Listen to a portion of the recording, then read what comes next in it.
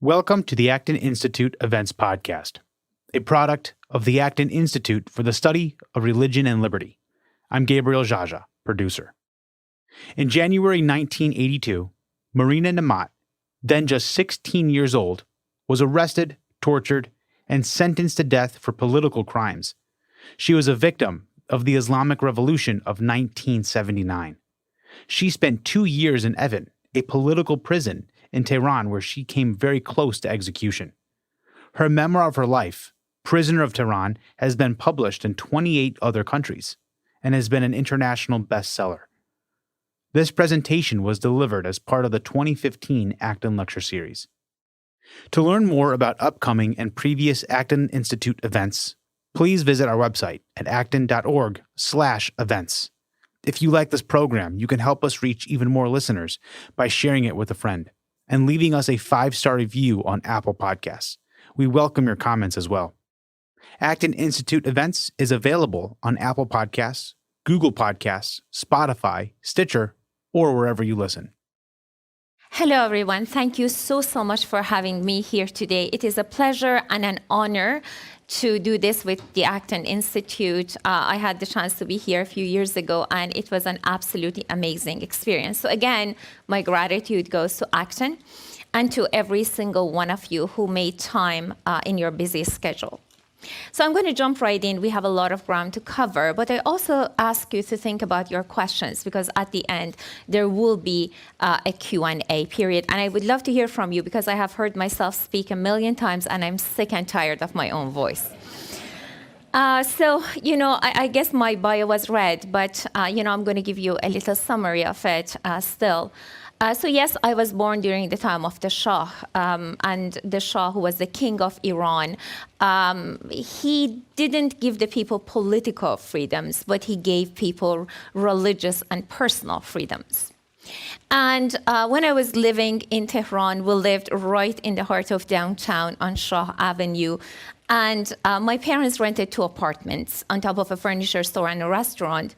My dad was a ballroom dancing instructor. My mother was a hairdresser. So I grew up between the sounds of the cha-cha and the tango and women with really big poofy hair. And when I looked on the street, I saw a normal street with a lot of cars, a lot of shops, beautiful skyscrapers, people going about, doing their shopping. And the majority of women that I saw on my street, they wore tight T-shirts and miniskirts. Because, again, back then, Iran was governed by secular, not by religious laws. And we did have personal freedom, so a woman could dress the way she wanted. A woman could become a judge in my country. A woman could become the prime minister. But this is all before the 1979 revolution. We owned a cottage by the Caspian Sea, and that is where I spent my summers dancing and singing and being just happy. And the summer before the revolution in 1978, I used to wear a little bikini on the beach. I had a green one with white polka dots. And boys and girls would get together, we would take our boomboxes to the beach. Now most of my audiences are high school students, and when I say boombox, they give me a really blank look. So I have to explain to them what that is. Big box, took 20 D-size batteries, weighed 40 pounds. And we would take it to the beach, and we would be dancing to the tunes of the Bee Gees. Every Thursday night, I watched the Donny and Marie Osmond show, and every Friday night, Little House on the Prairie, dubbed into Farsi. I wanted to become a medical doctor. I had a 99% average in school, and everybody told me that I could do whatever I wanted. And I believed that. So I had made all of my plans. I was going to go to med school, become a medical doctor, marry Donny Osmond, and live happily ever after. It didn't work out. So in 1978, after a beautiful summer, my dad drove us back home. And in my beautiful, normal neighborhood, there was a tank parked at my door. I didn't know what was going on, but there was a revolution in progress. I asked a friend of mine, he was 18, I was 13, I thought he knew everything. I asked him what's going on, and he said, well, the Shah, the king, is a dictator. And I had to ask, what's a dictator? And he said, well, if you speak against the government, you're going to be arrested, tortured, and maybe even executed. It was news to me. I watched A Little House on the Prairie, and I was in love with Donny Osmond. Of course, I didn't know any of this. But the people of Iran were on the streets. And I literally watched it from my window. Shah Avenue is a wide street in the heart of downtown. and we would watch these demonstrations that demanded freedom and democracy. There's never been a revolution in the history of mankind where people get on the street and they say, we want a horrible dictatorship. No. People want freedom and democracy, but that's not necessarily what they get.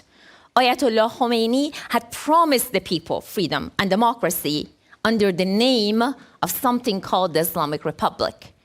I ask my friends, I ask my neighbors who went to these rallies. My family didn't because we were Christians, and all religious minorities were kind of worried about what they were hearing because, it was called, it had accepted the name of an Islamic revolution. And rightfully so, it worried us. Anyway, even if they say it's a Buddhist revolution and you're not a Buddhist, you're going to ask, well, how does that work? And I think all of us religious minorities were a little bit worried about that, even at that stage, before the success of the revolution.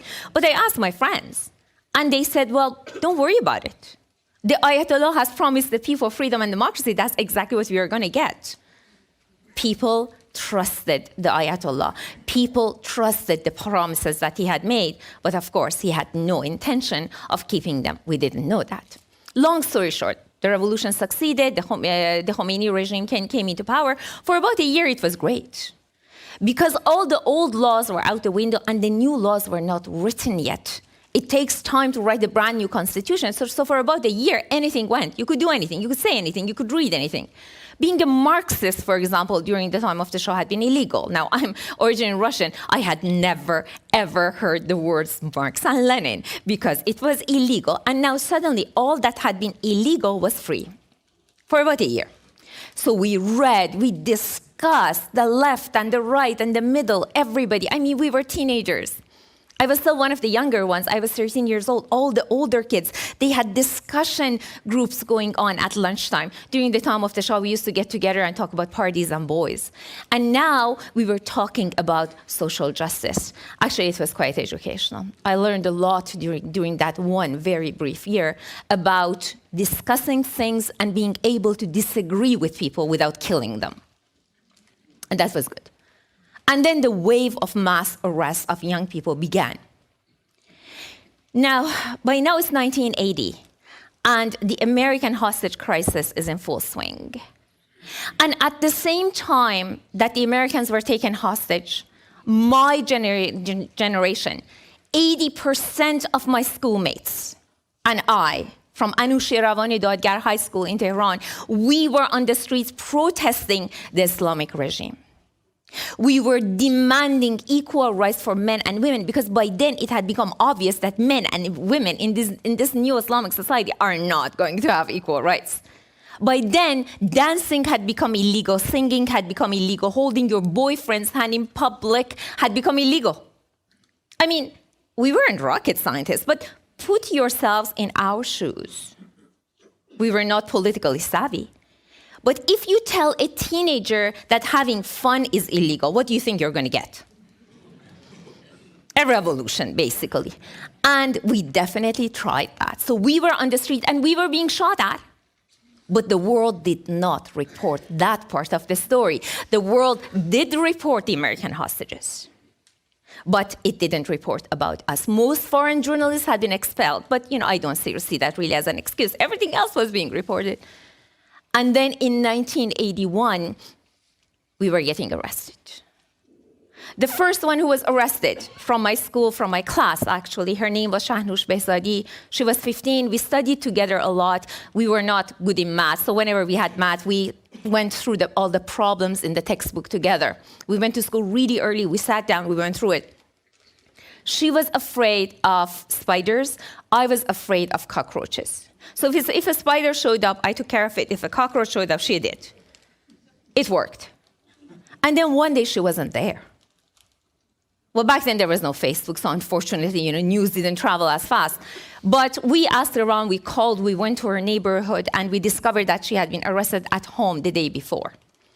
Actually, they came for her brother, for her 18-year-old brother, who was a member of an anti-government organization, and they shot him during the arrest, and they took the rest of the family.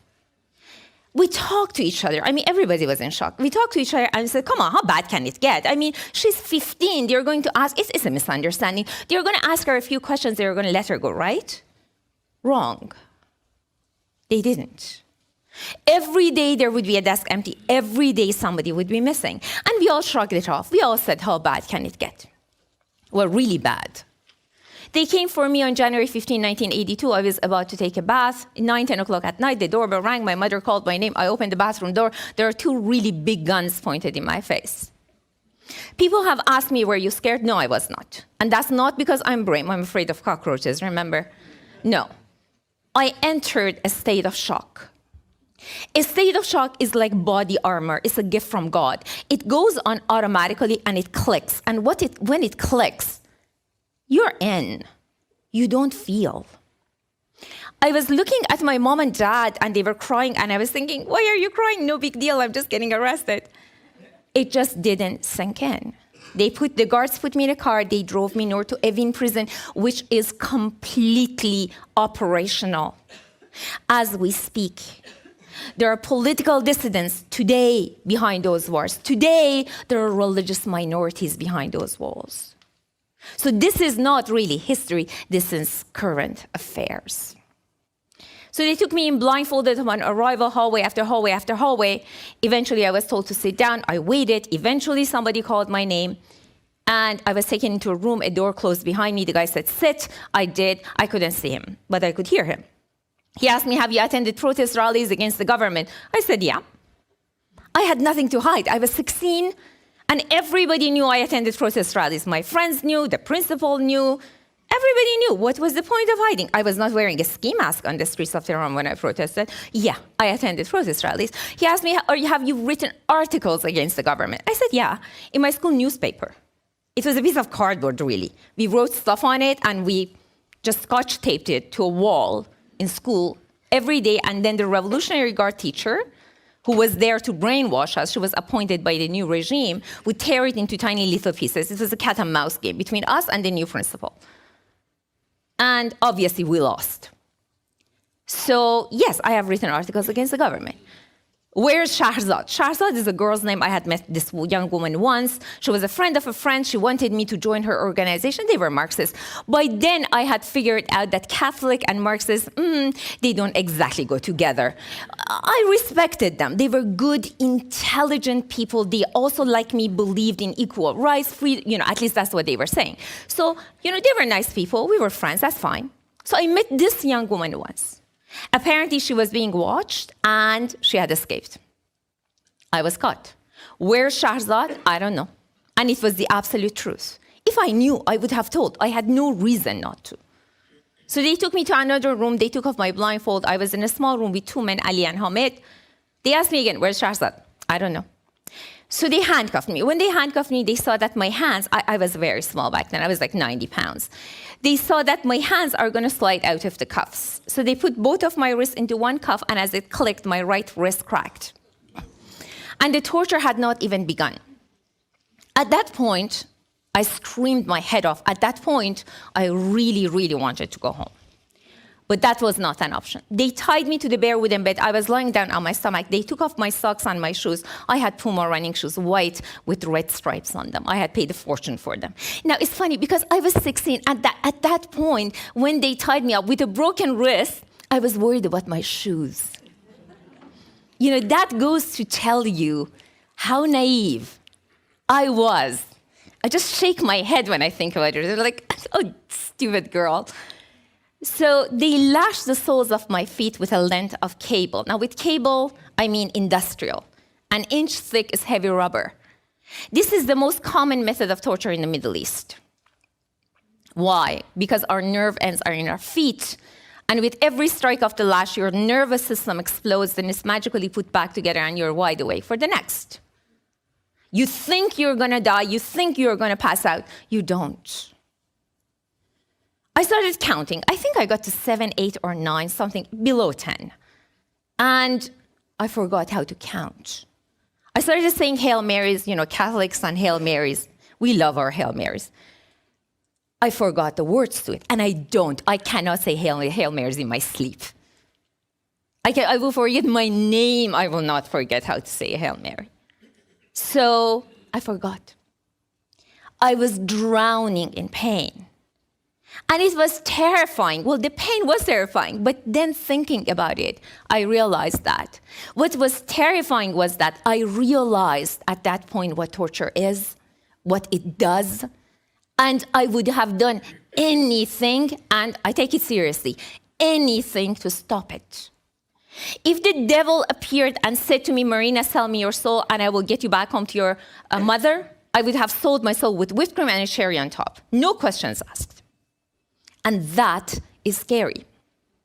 Now, I just want to mention this because it is important. Torture is not designed to kill you physically, because there are much more economical, easy ways to kill people. They will put you in front of a firing squad. They will hang you. They will throw you in a hole and put dirt on you. Why would they go through the hard work of torture? They tell you, by they, I mean those, all of those who use torture will tell you it is to get information. They lie. Torture is not to get information. I would have confessed I was Jesus Christ. They gave me documents to sign. I signed everything. I didn't read them. I don't know what I signed. So torture is not to get information. What is it for? Torture is designed to kill the human soul. When they succeed, they stop. They don't succeed, then they will execute you.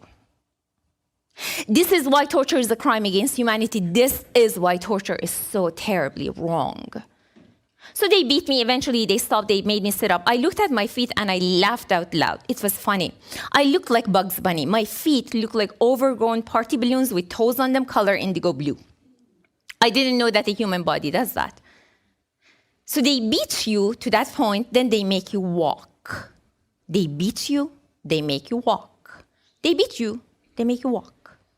And walking on those feet at that stage is not easy. Why? Why stagger? Because if they keep beating you, your skin would break and you would die from bleeding and infection. It is not to kill you physically, it is to kill your soul. And they want to prolong your suffering as much as is humanly possible. That's the purpose. So they, I got a death sentence. Long story short, I got a death sentence. Very easy to get in Evin, even today. Iran today still has the highest number of executions per capita, and it has been rising under the reformist government for the past 2 years. So I was given a death sentence. It was reduced to life in prison. I was sent to the cell block, an L-shaped hallway with cells on either side. In a cell that during the time of the Shah, there were 5 people, now there were 70. When we slept at night, we slept like sardines. No space between us at all. The first night I woke at 2 a.m., I needed to go to the bathroom. I got up in my spot, I looked around, I thought, I can't go. Because if I wanted to go, I would have had to step on people. And they were my friends, and they were bloody and swollen. I was not going to walk on them. I knew at dawn there's a call for prayer and we have to go to the bathroom to get ready for the prayer. And of course, the dawn came, call for prayer came, and I was number 302 in the bathroom line. So good luck. As we are standing, there are names being announced over the loudspeaker. So and so and so and so come to the office. Those who are called would be taken for interrogation, torture, or execution, and you didn't know which one. So they call you, you go, don't make a fuss. You make a fuss, they will come and shoot you right here. Go. Go and hope for the best. The rest of us, we stay. And what do? Did we talk about social justice? No, we didn't. That didn't end well. We talked about everything that made us human. My humanity had never mattered so much. When you are in absolute darkness, there's one thing left. And that is a memory of love. We thought about the people who loved us and the fact that we loved them despite the evidence that showed that nobody loved us, nobody cared about us. We had to die. But we believed that there were our families out there. We believed that they would come to our rescue. They didn't, but we believed it.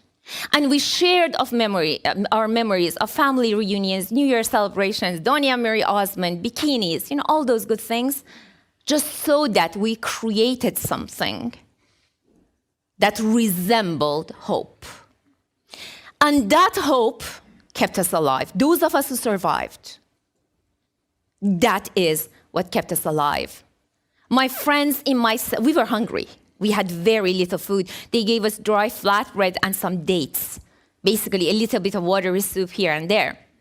But we would save our rations.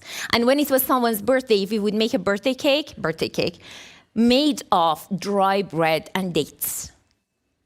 And we would have an imaginary candle and we would sing happy birthday. That is what kept me alive. It was the love and the goodness of people, my cellmates, also teenagers, who were hungry, who had been beaten to a pulp, but yet had it in them to give. And what they gave me on every birthday party that I celebrated in Evin prison, weird words. They are the best birthdays I have ever had. They cannot be replicated. Because that is the height of human goodness in the height of evil. And that love is why I stand here. My friend Shahnoush, you remember I told you that she was arrested. She was executed 1 month later, before I was even arrested. She's buried in a mass grave. We don't know where. She died, and I'm here. And that's not fair, but I owe it to her to make sure that her name is mentioned over and over again, because she was a good kid. There was another form of torture. Sometimes we were called at midnight and we were returned to the cell block at 5 a.m., no visible torture signs. I mean, the girls, And if you knew that girl to whom this happened, you would go to her and you would say, hey, where were you last night? And she would say, oh, nothing. They just took me for interrogation. Nothing happened. Yeah, right. That doesn't happen around here. They called me for interrogation about 6 months after my arrest. My interrogator, Ali, was there. He looked at me in the eye. He took off my blindfold and looked at me. And he said, well, you had a death sentence. I reduced it to life in prison. You're going to be here forever and nobody cares. You're going to become my wife or I will arrest your parents and your boyfriend. Do you understand? I understood. All that time, I had hoped that I will be released and that I'll go home. If he arrested my parents, I wouldn't have a home to go back to. I said, fine, I'll do it. And he forced me to convert to Islam. I did it. I was 17. I was being raped over and over again under the name of marriage, and it was absolutely legal. I couldn't even protest. This man took me on short leaves of absence to visit his family, and I expected his mom to be the evil mother from Cinderella and torment me more. And this little woman opened her kitchen to me. She took me in her kitchen. All the food in her fridge landed on the table in front of me, and she said, I beg you, eat. She was kind, she was generous, she was nicer than my own mother. And I looked at her and I thought, what is wrong with you? You're supposed to be evil. Come on, make it easy for me. Make it easy for me to hate you. And she wouldn't do that. She took care of me to the point that I got uncomfortable. And she very casually one day told me that my torturer husband had been a political prisoner in Evin for 3 years during the time of the Shah and had been tortured much more than I had been. And my house of cards collapsed. Up to that point, I divided the world into good and evil, good on one side, evil on the other, with a very clear line in between. You were either good or evil. I was good, he was evil. I was the victim, he was the torturer. Doesn't take a rocket scientist, right? But now I was told that he had been a victim just like me. And I didn't like the words, just like me. Because I believe that victimhood is a perpetual state. Once you're a victim, you're always a victim, you're the good guy. Well, not really. Tables turned. The revolution happened. Somebody put a length of cable in his hand and said, go for it. Go get your justice, whatever you want to call it. You know how it goes. And he did. He went after his enemies of state, religion, whatever you want to call it, the people he hated. And he justified horrific violence against those people because they were the other, and I was one of the other. And here we were. And I knew, I still know, tables will turn again, and one day I will get this call. One day I will get a call from Iran, and somebody will say, hey, Marina, Iran is really good now. We had another revolution, and we really need a minister of justice. Do you want the job? I mean, you suffered, your friends, got killed, and, you have worked so hard, and, blah, blah, blah.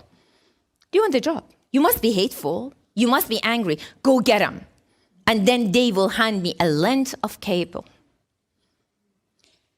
And when I was in solitary confinement in Evin prison, which was a very long time, I thought about this. And I thought about that length of cable that will be offered to me. What would I say to that? I realized they can, in Evin, they even changed my name.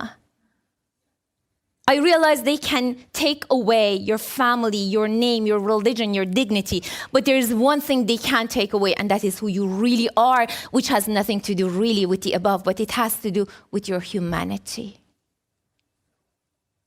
When I have the opportunity for revenge, that I might choose to call justice, what will I do? Will the victim again and again become the torturer or no? Will the victim take a step back and say, I'm a survivor?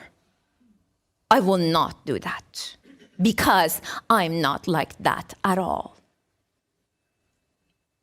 And I think for me that day, in a way, not that I have got that phone call, but I will one day, but kind of has arrived.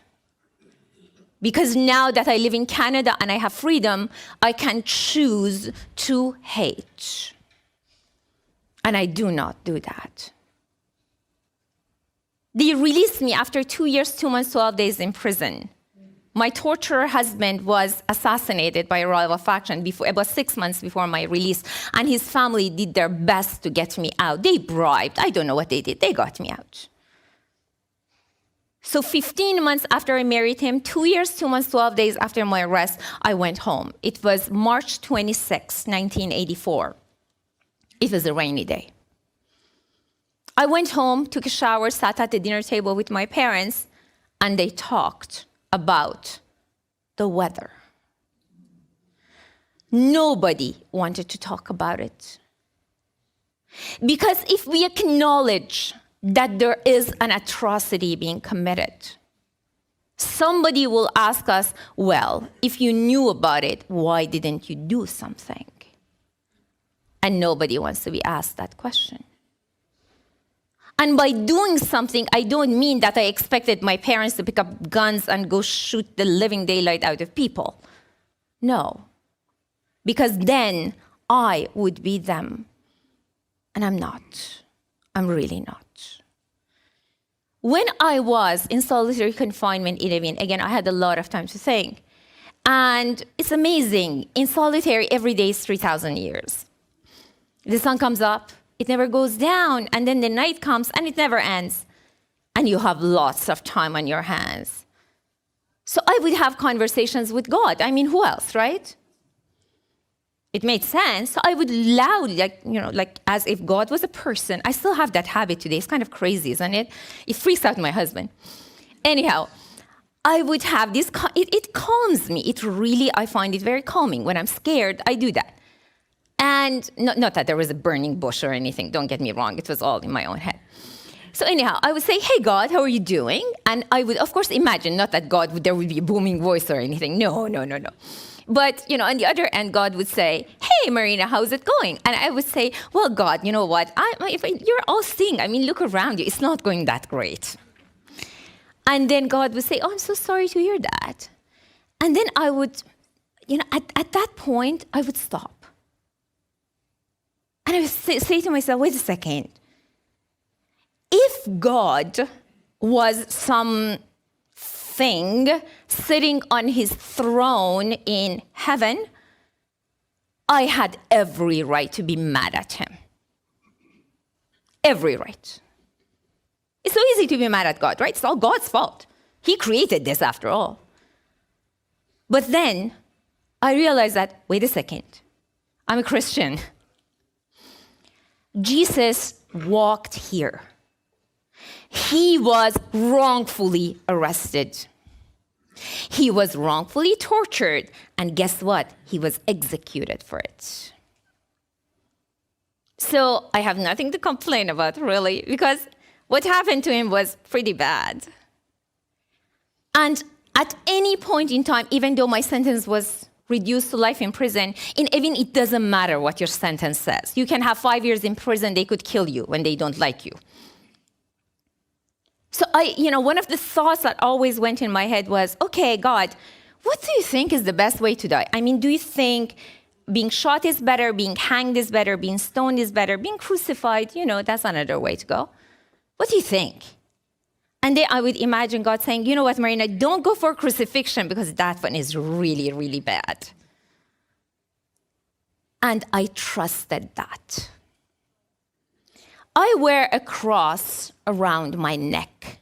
It never, ever comes off. I have a heart here, I have a dove, and I have a cross. It's here to stay.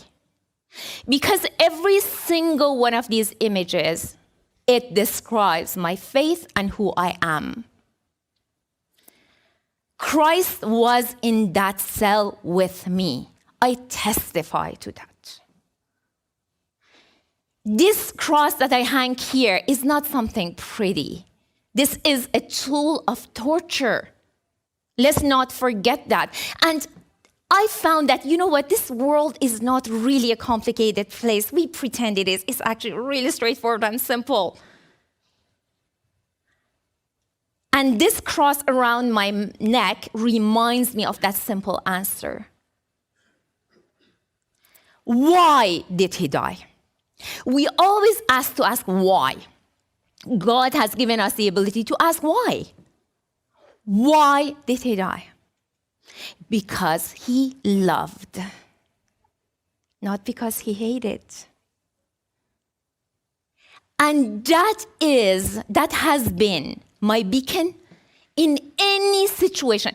Sometimes people write books and essays and this and that, and they try to analyze this and that. But all I ask myself is, why? And what do I do considering that I have a cross hanging around my neck? Today, I work with refugees. I didn't exactly choose it. It was basically thrown at me. One day, the priest at my church, Our Lady of Grace and Aurora, came to me, Father Tim Hanley, and he said, Marina, this was, 4 or 5 years ago. He said, Marina, I need you because I want to start a refugee committee, and there is nobody that I can trust with getting it off the ground. You can do it. I need a fundraiser, I need this and this, that. And we are going to the Archdiocese of Toronto, or the Office of Refugee for the Archdiocese of Toronto. It had begun working, and it was trying to bring refugees to Canada from the Iraq War at the time. And our Cardinal Collins wanted churches to sponsor these refugees. So we have a sponsorship program. We can actually raise money and bring refugees who are in dire need after they go through all the government channels and they're interviewed and they're okayed. We pay all of their expenses for 1 year, and we help them integrate into the Canadian society. We do all the work. And we started this from scratch. And then our family, for the first family, Christians from Iraq, Chaldeans actually, they came and the experience was absolutely fantastic. It was just wonderful. After 6 months, they had jobs, they had learned English, they had a beautiful place to live. They were happy, they were safe. And then the family after that was a Muslim family who had been stranded. They were originally from Iraq, but they had been stranded in Libya, of all places. We helped them. Same story with them. Amazing people, really grateful. They, just a few days ago, their 1 year is ending right now. So the 1 year that we take care of them. And I got an email from the husband, just one line. It said, Marina, you cannot imagine all the work that you did for us. We are grateful. And we will make you proud. And now our third family, a Christian family coming from Iran, stranded in Lebanon, they are coming. And the next family after that, they're from the Ivory Coast. So I work with these refugees. I spent the last week finding a refrigerator for the family who are going to come in about 2 weeks because the apartment we have for them doesn't have a fridge. I mean, these kind of challenges. We will pick them at the airport. We are furnishing their place. And by doing this, refugees, most of them, I'm not saying all of them, are the most vulnerable people. And by working with them, every step that I take with them, no matter what their religion is, I'm reminded of what Christ did when he was on this planet. Refugees are a people. They have various kinds of religions. Nowadays, most of them are Muslim, not all, but they are people. Are there rapists among them? You bet there are. Are there sociopaths among them? You bet there are. Are there criminals between them? You bet there are.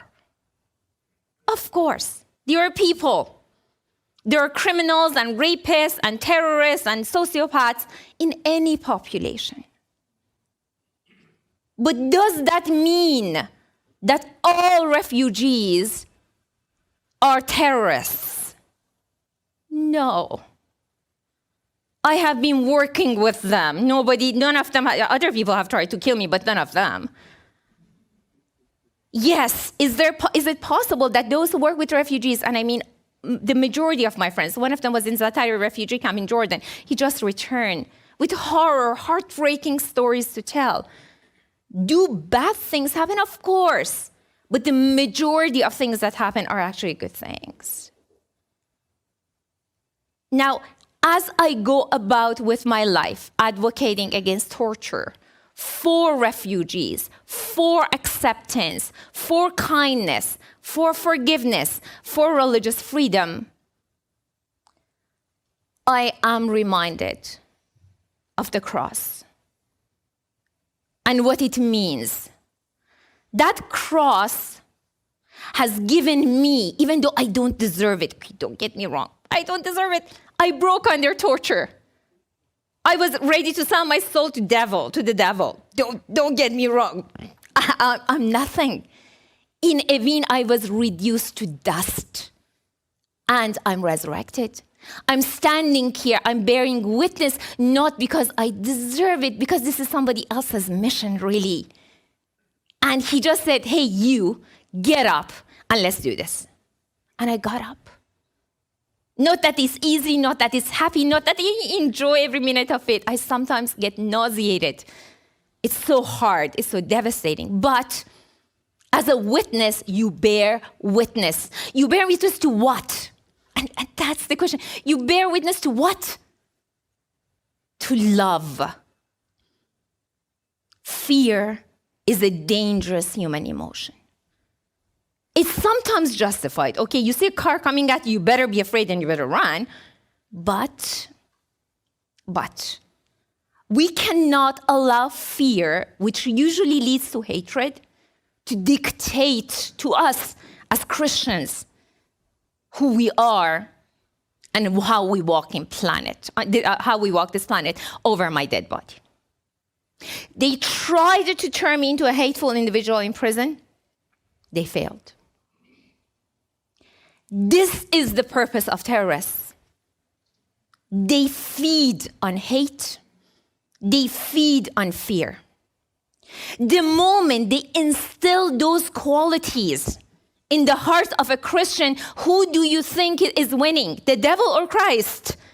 I mean, seriously, this doesn't take a rocket scientist. It really doesn't, because I'm definitely no rocket scientist. Definitely, I can hardly add 2 and 2 together, So those are the questions. The world is not such a complicated place after all. A little bit of love, A birthday cake made with dry bread and dates has told me enough about this world that I ever need to know. So, okay, on time. I thank you so much for your time. I appreciate it. And I know I threw a lot of stuff at you. It's a lot to digest, I know. And you have to think about it. You have to analyze it in your head and make a decision where you stand. And don't forget, we are trying to get through the eye of a needle. Are you coming with me? You have to really squeeze thin. It's not fun. But are you coming? Once you choose to come and walk this path, your life is going to be difficult. But one thing I can say for sure, your life is going to be a tremendously happy one. That I can guarantee. And no matter what they do to you, yeah, they can hurt you. They can hurt me, they have. But don't I stand on my feet? They're tortured feet, but they're feet and they still work. Any question is welcome. I will try to answer every question as briefly as I can. So at the end, if you ask a question, you're not exactly sure if we discussed it enough, please write to me on Facebook and I will get into more detail for you. Thank you. Let's thank Marina first. Thank you. So we have about 20 minutes, so we actually have till about 1:15. So raise your hand, and we will ask as many as we can. Thank you very much, Marina. This you may have heard 100 or 1,000 times, but here I am a few thousand miles away from most religious persecution, and my inclination in daily life is to confront things that are in front of me and be actively opposing them. It's hard for me to understand how to actively oppose something that doesn't touch my daily life. And then, by the way, I'm trying to earn grocery money and I'm trying to influence and do the right things in my immediate circle. So what do you suggest for increasing my awareness or effectiveness in helping the world at large fight this kind of persecution? You know, I have to say I'm a doer. I like to do things. So I always tell high school students, who are the largest of my audiences really, that we don't need, if you live here in Grand Rapids, Michigan, you don't need to move to Syria or to Iraq or to Iran and do something. I mean, first of all, that's impossible. There's so much violence there. There's so much hatred. There's so much going on that you're just going to get killed or kidnapped, or we are going to watch your head being chopped off on television. That's a really bad idea right now. Maybe the day will come to go and do something. So what I say is, each one of us creates ripple effects, and these ripple effects spread.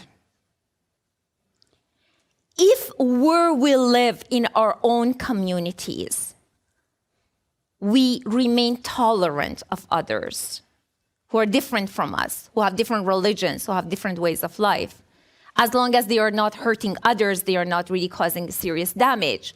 If you're tolerant of other people, we are doing our job. We don't need to move to a part of the planet that we know basically nothing about, because if we do that, we'll probably cause more damage than anything. I know the Middle East, I grew up there. I understand it. If I go there, I won't, because right now they will chop my head off. But we usually cause more damage than do good. I would stay right here.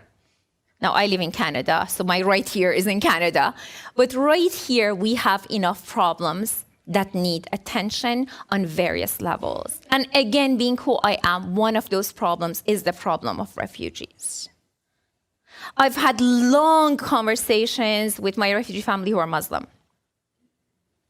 And it takes a lot of effort to persuade them that certain practices that we have here in the West are not that bad after all, and everybody benefits from them. Because these people, they have always lived in those communities and they have never seen how things might work.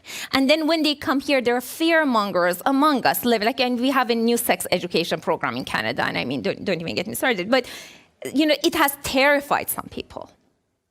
So, I mean, there's so many cultural, religious issues that we have even right here. And with the refugees coming, I have heard the US government is refraining from accepting more refugees. In Canada, we are taking 25,000 by the end of the year. And they're all going to get screened. And we are going to do our due diligence. But then these people who mostly come from very Islamic background, and they don't know this way of life, they need somebody to assure them, to walk with them, to be kind to them, to befriend them, and don't create a sense of otherness. That is where I'm standing, the best thing we can do for the world, because the world has become a very small place. What is your take on the recent U.S. agreement with Iran? And then also speak a little bit to opening relations with Cuba. Your take on that? I try to stay brief because I have written extensively about this in form of art. I wrote an open letter to President Obama. It is online. Please go find it. I mean, it also says it all. So just type in Marina Nemat, open letter, President Obama. It will come up. I wrote this months ago before the actual agreement was signed, the nuclear agreement. Iran is a killing machine.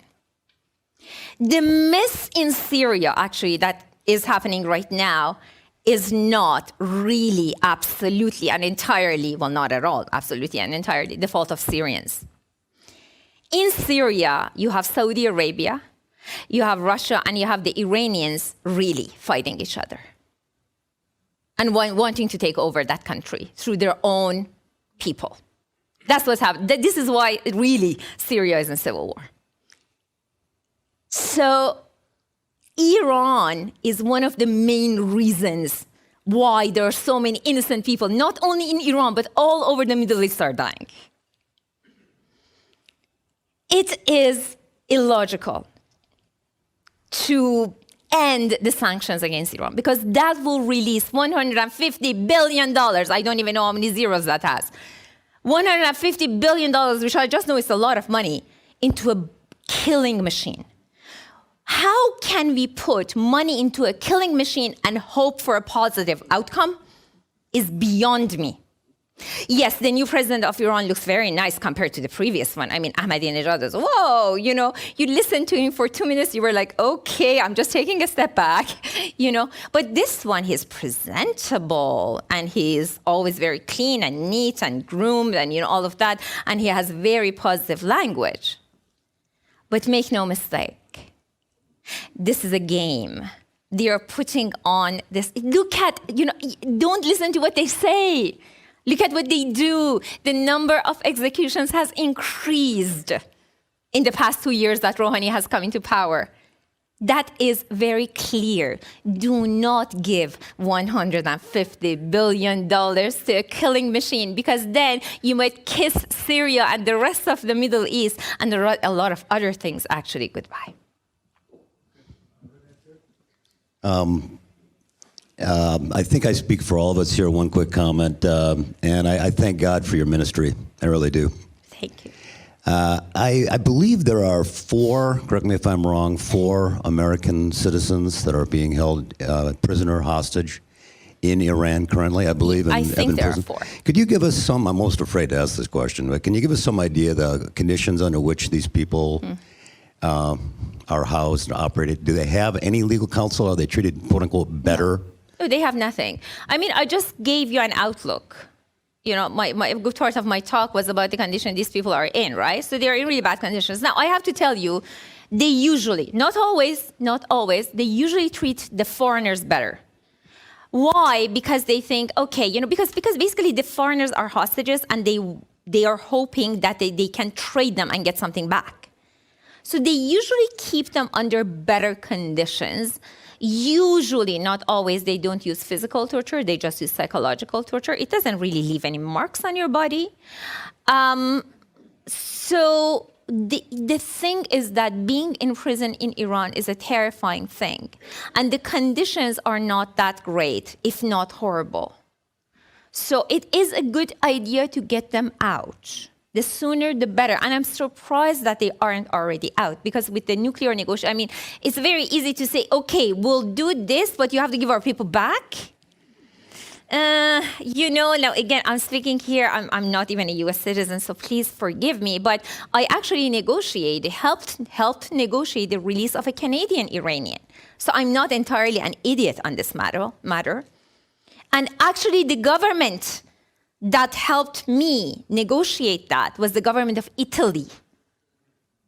Because the wife of the man, this Canadian Iranian who was in prison for like 8 years, and his brother was killed, they were both in prison.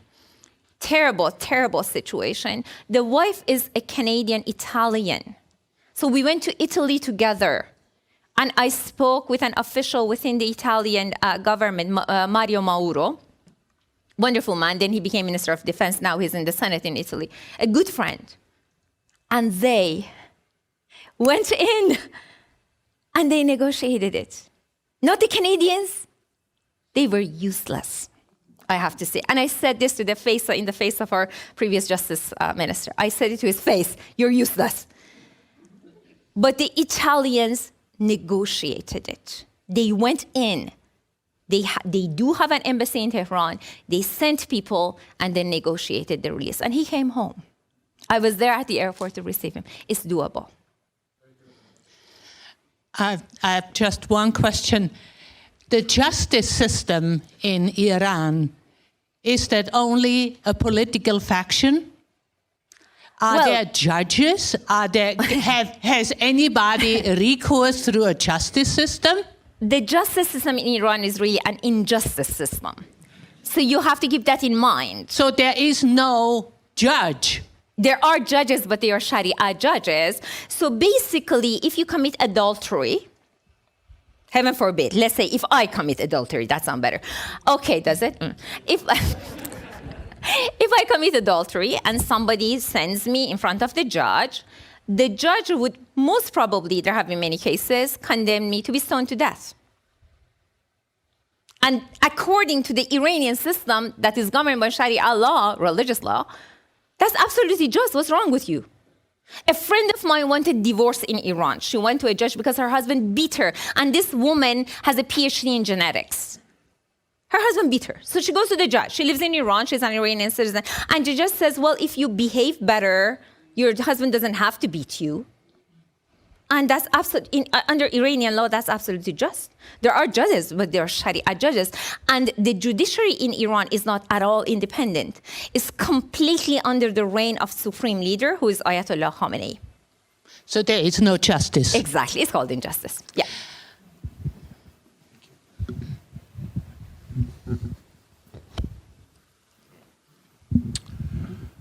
Thank you for being here today. Sharia law. Are you talking about Sharia law when you talk about an Iranian legal system? Yes, it is completely based on Sharia law.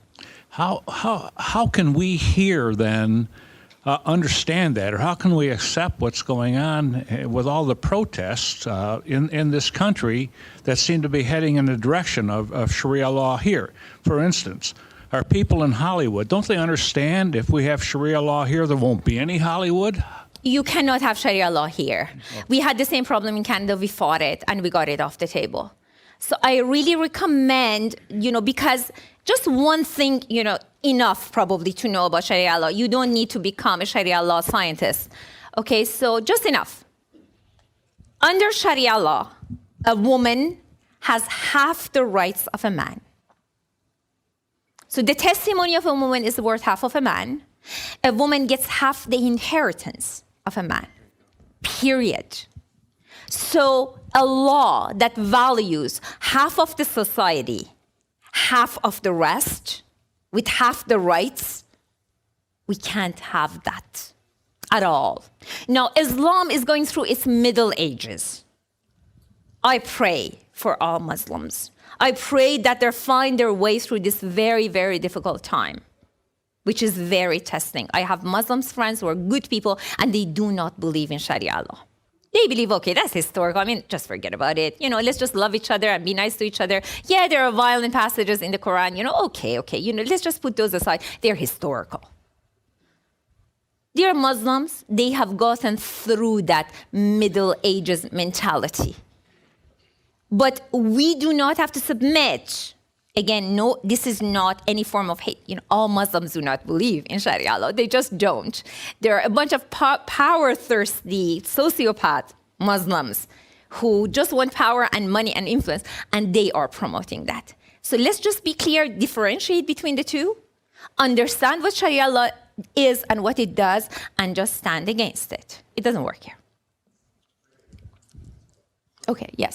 Jerry Dykstra. I work with Open Doors, Ministry to the Persecuted Church.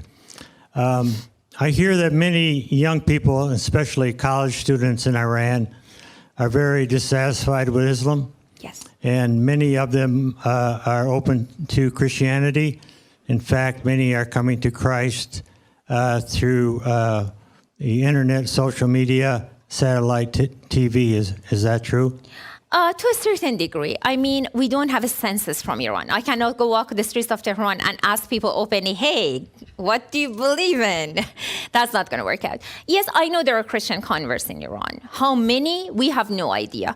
I speak with a lot of Iranians. Some of them just arrived in Canada. And many of them are still Muslim, but they don't believe in the Sharia law and the crazy sociopathic kind of practicing Islam. But they are just normal people. And then there are those who are converts, like the family that we are bringing, they are arriving 2-3 weeks in Canada. They are Christian converts, and this is why they couldn't even stay. They had to escape because they were discovered, so they have spent 2 years in Lebanon. But then there are also those who just don't want to have anything to do with religion anymore, because of what they have seen in Iran and what has been done in the name of God. They just have developed a hatred toward any kind of religion. And that's also an understandable outcome of such circumstances. I wouldn't be sitting here concerning myself with that. Think about it by all means. If you want to write scholarly papers about that, by all means, go ahead. But like right now, I have a couple of two Iranian girls in their 20s who were each in prison for 4 or 5 years. And to be honest, I don't think they have any religion. At least because I never ask people what their religion is. But our conversations, it doesn't seem like they do. And they are in danger of being arrested again. So I'm trying my best to help them. One of their way was to get a student visa and come to Canada or the US, but the US has denied them entry. So now I'm trying to get them an acceptance from a university in Canada so that at least we can get them safe and then decide what we are going to do. What I would really concern myself with is to actually saving lives. That is what I compel you to do, to put pressure on your government and to ask for tools to be available to citizens like it is in Canada, like we have in Canada, to actually get these individuals, bring them to a safe place, and just be good to them. Yes.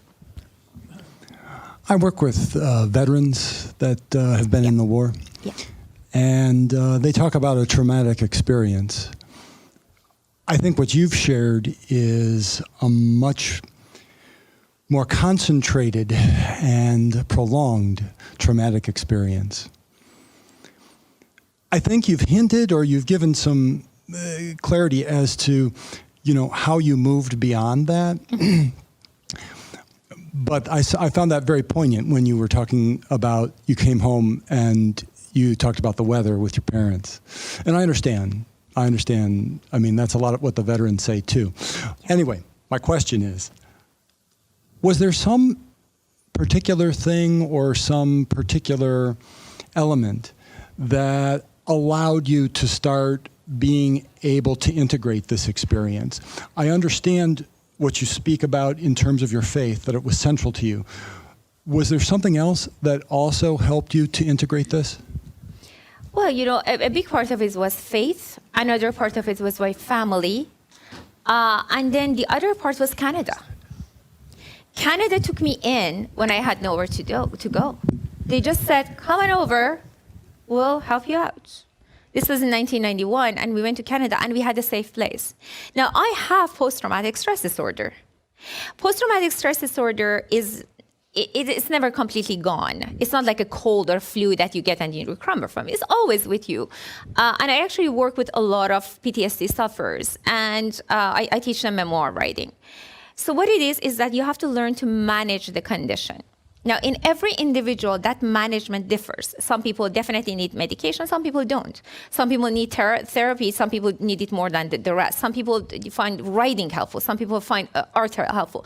I mean, there are so many tools, from art therapy to various, very strong. Actually, I have the papers about one new drug right now in my suitcase that I was given when I was in Silicon Valley, and I met someone who also suffers from PTSD. So, I mean, there are all these various tools that you can manage your PTSD, and certainly faith is one of them. Some people go through hypnosis, and all of that. So it is a very individual thing what works for you. We see that some PTSD sufferers actually become very angry and very hateful. But a lot of times you need to work through all of those negative emotions, right? So you have to find a way that allows you to work those out. Again, every case is different. So I would be happy to sit down with anyone. I mean, I've done it numerous times. I'm not a therapist or anything, but at least I can give some advice. But I mean, here in the United States, I hope there are ways available for these people to seek help. Yes. Okay. In reading your book, some of your family experiences, parents, and then all traumatic experience, what burdened you or got you the desire to read the book? Because you had to share many hurtful experiences in the book, and yet it was such a popular one. So what drove you to write? To write. I have, in PTSD, actually, I don't know how much you know, but what happens is that for many years you don't show any symptoms. So, you come out of that, whether it's war zone or political prison or Syrian refugee camp. Okay, you come out and you get here, at first you need to get to a safe place. You get to a safe place and you look around you and you're like, oh, I'm okay. Okay, let's now just move on. And that's what your family wants you to do. That's what your society tells you to do. And you seem okay. I mean, you're okay. You just go on. Just, people have problems. I have problems. We just go on. And that's exactly what I did. I got married. I had a family. My neighbors all said that I was the most normal looking person they had ever met. I had a job. I was good at my job, all of that. And then one day I had something happen when my mother died, and something that my father said to me. He looked at me after my mother's funeral and he said, Marina, your mother forgave you before she died. I opened my mouth to say, what do you mean? He meant your mother forgave you for being a stupid person and going to prison and making all of us suffer. I knew that's what he meant. But I opened my mouth because I needed to actually hear it. And what came out was a horrific scream. So I had my very first psychotic episode. It was just this never-ending scream that didn't allow me to breathe. So I collapsed, And that was when I actually, this was in 2000. I was released in 1984. 16 years after my release, I had my first psychotic episode. And that was when I looked at myself in the mirror and I said, uh-oh, what the hell was that? I mean, I didn't recognize that person who screamed like that. I don't do that. It was as if, my body was taken over by something else. And that was when I was hoping that my brother, my husband, the rest of the family who were there, 100 people at the funeral, somebody would give me a phone call and say, hey, Marina, how are you doing? What was that? Not a phone call. Everybody was still sweeping it under the rug. Everybody knew what was going on, sweeping it. And then, because all my life I have loved literature, I thought, you know what? I'm going to get this down. Because I realized that if I just carry this in my chest, it's going to kill me. And then I started taking creative writing classes, and then my classmates were very receptive. They were encouraging, they were receptive. And eventually I had a manuscript. And the manuscript remained in the drawer, but after a while, I actually started feeling worse. And I realized that as long as secrets remain secrets, I'm going to be a prisoner of them. And that was when I actually went public. So it was a long process. The day that my mother died to when I published the book was 7 years. But it is a process. PTSD needs to be processed. It cannot be cured at all, and you cannot get rid of it, ever. Ladies and gentlemen, would you join me in thanking Marina Nemat for a wonderful lecture? Thank you, Marina.